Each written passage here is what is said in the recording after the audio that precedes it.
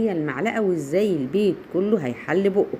طبعا ما تنسيش افكرك تكتبي لي ميزانيتك ايا كانت، هي يوميه اسبوعيه شهريه، وكمان لو ميزانيه للحلويات او للفاكهه ان شاء الله وبعون الله هعمل لك احسن الافكار والوصفات. اكتبها لي ايا كانت وهقول لك على التريكات اللي انا بعملها.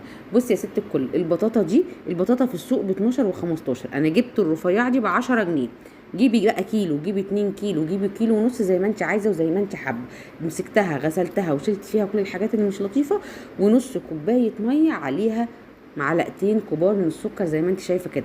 ده اول اختيار. عايزه تعمليها بالسكر اعمليها، عايزه تعمليها بالعسل اعمليها، في كل حال من الاحوال هتبقى مسكره وهنحول السكر ده لعسل.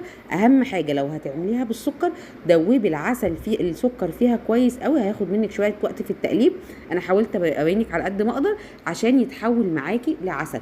ولو اتبقى شويه سكر زي ما اتبقوا كده في الكوبايه رشيهم على وش الحله، واللهم بارك هتشمي وهتاكلي احلى بطاطا. مفيش احسن من كده.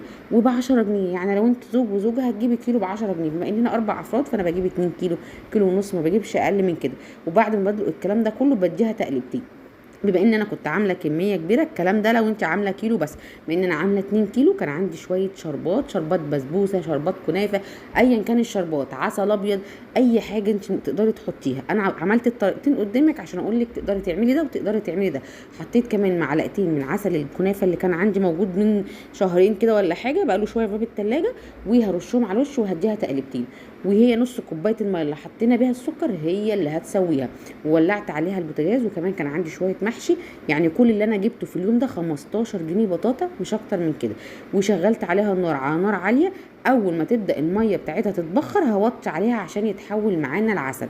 انا هنا بوريكي مراحل بس البطاطا بتستوي ازاي، مراحل تسويه. كل ما استوت كل ما تلاقيها نزلت تحت كده وكشت. واللهم بارك اديتك، اللهم بارك اديتك اللمعه اللي انت شايفاها دي. انا هخليها تستوي للاخر، ما بتاخدش ساعه، ساعه الا ربع كده. واللهم بارك بقت كريميه وجوسي، بتدوب معاكي في الشوكه زي ما انت شايفه كده. مسكتها قلبتها في الحله زي ما هي وصفيتها، حطيتها على الصينيه زي ما انت شايفه عشان اوزع العسل اللي موجود كله من تحت. اللهم بارك. دايبه، تتاكل سخنه تتاكل ساقعه، ما تقولوش احنا في الحر والبطاطا بتسخن، ابدا. حطيها في التلاجة العسل هيمسك فيها اكتر. اللهم بارك. ب 15 جنيه البيت كله حله بقه، والحكايه كلها في معلقه سكر زي ما قلت لك. ولو عندك عسل هتكون احلى واحلى.